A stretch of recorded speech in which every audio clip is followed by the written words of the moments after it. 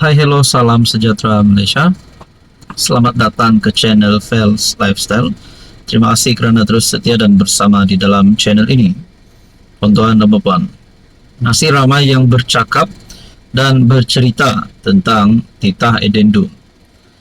Sebelum ini kita sudah dengar sehingga ada gesaan kepada Anwar Ibrahim untuk letak jawatan kerana ada dakwaan bahawa Anwar dan kerajaan menyembunyikan titah edendum. Nah, setelah perkara ini semakin berpanjangan, setelah ada yang mendakwa kerajaan menipu, kerajaan menyembunyikan titah edendum, kepimpinan kerajaan sudah pun membuat pendedahan bahawa mereka tidak menyembunyikan titah edendum. Tapi saudara-saudara, pada akhirnya apa yang berlaku kepada kerajaan hari ini, terutamanya Anwar, sudah pasti ramai yang menantikan pandangan dan respon daripada Anwar. PMX sudah pun membuat kenyataan berkaitan dengan ini. Tapi ini satu kejutan daripada UMNO. UMNO Gua Musang mahu PM bertanggungjawab isu titah edendum. Ini bukan daripada kepimpinan pembangkang tetapi daripada UMNO sendiri, yaitu parti di dalam kerajaan perpaduan sendiri, parti komponen ataupun parti gabungan di dalam kerajaan perpaduan. UMNO Gua Musang mahu PM bertanggungjawab isu titah edendum.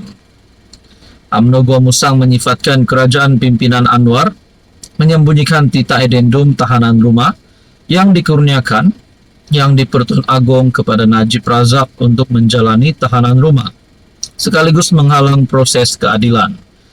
Ketuanya Tengku Razali Hamzah menggesa Anwar sebagai Perdana Menteri terikat dengan ikrar sumpah taat setia kepada Yang di-Pertuan Agong serta Perlembagaan Persekutuan. Justru katanya sebarang keingkaran, menyembunyi atau menafikan titah Yang di-Pertuan Agong merupakan satu penderhakaan besar kepada raja dan negara. Tindakan Perdana Menteri yang tidak konsisten dengan jawapan-jawapan sebelum ini jelas menampakkan wujudnya kelemahan ketara bagi seorang Perdana Menteri. Adalah tidak wajar dan tidak mungkin bagi seorang Perdana Menteri tidak tahu secara jelas kewujudan titah berkenaan, katanya dalam satu kenyataan hari ini. Nah, saudara-saudara yang saya amat hormati, adakah dengan ini UMNO Gua Musang, yaitu Tengku Razali Hamzah, akan menarik sokongan terhadap Anwar kerana tidak bersetuju dengan perkara ini? Ataupun juga mungkin UMNO di dalam kerajaan perpaduan, mungkin ada beberapa wakil rakyat daripada UMNO yang tidak berpuas hati akan bertindak menarik sokongan terhadap Anwar. Walaupun kita boleh katakan nak tumbangkan Anwar, tunggulah pada PRU 16. Tapi berkaitan dengan titah edendum, semakin berpanjanganlah cerita ini. Anwar menambah dalam satu mesyuarat yang dihadirinya, Peguam Negara telah menasihatkan Agong terdahulu bahawa Baginda mempunyai budi bicara mutlak untuk membuat keputusan, tetapi keputusan itu mesti dibuat dalam mesyuarat lembaga pengampunan, bukan di luar mesyuarat tersebut. Sementara itu Tengku Razali berkata, UMNO Gua Musang kecewa dengan pendirian kerajaan termasuk Menteri Dalam Negeri Saifuddin Nasution dalam isu berkenaan.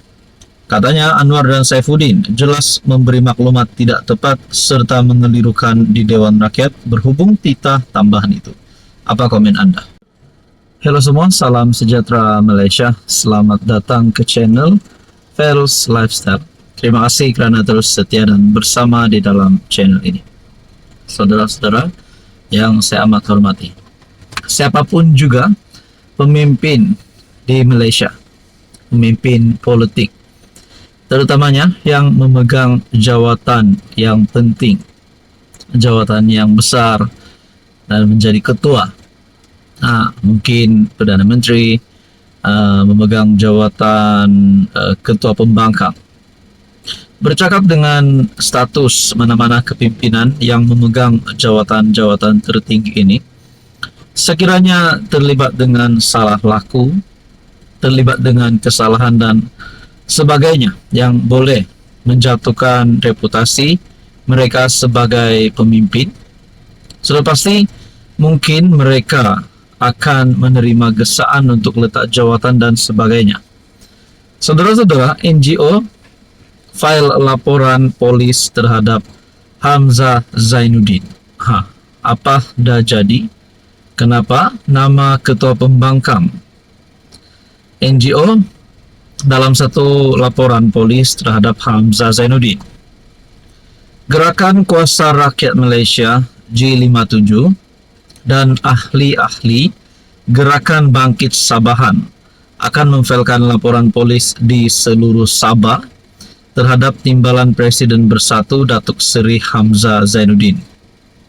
Ia susulan video tular di mana Hamzah dilaporkan mengguris hati dan perasaan rakyat Sabah dengan menggunakan perkataan palui atau bodoh semasa satu perhimpunan di sini baru-baru ini.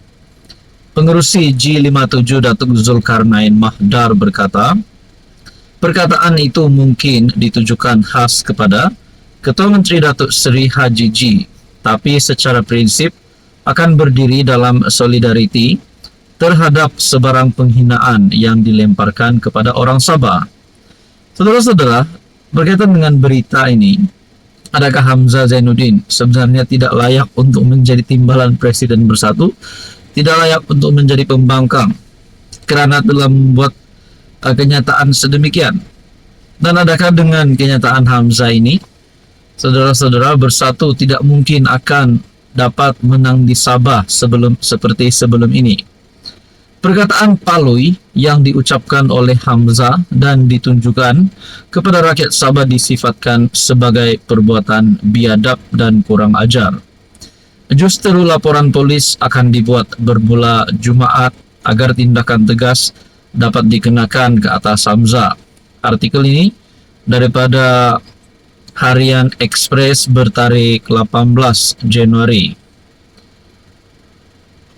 G57 berharap kerajaan Sabah menggunakan kuasa imigresen sedia ada bagi menghalang pemimpin dan aktivis politik dari semenanjung Malaysia masuk ke Sabah sekiranya mereka mempunyai sejarah atau perilaku menghina dan berpotensi melakukan huru hara di Sabah, katanya.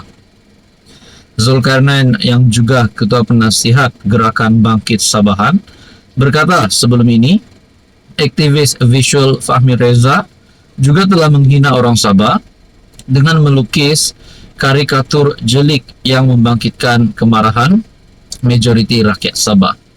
Adakah dengan ini, bercakap tentang cerita Hamzah Zainuddin, Hamzah bakal disaman, Hamzah bakal ditangkap, ataupun Hamzah diharamkan untuk menjejakkan kaki di negeri di bawah bayu? Saudara-saudara, berkaitan dengan ini, Anda rasa apa yang akan berlaku? Saudara Bapak, teruskan bersama di dalam channel ini.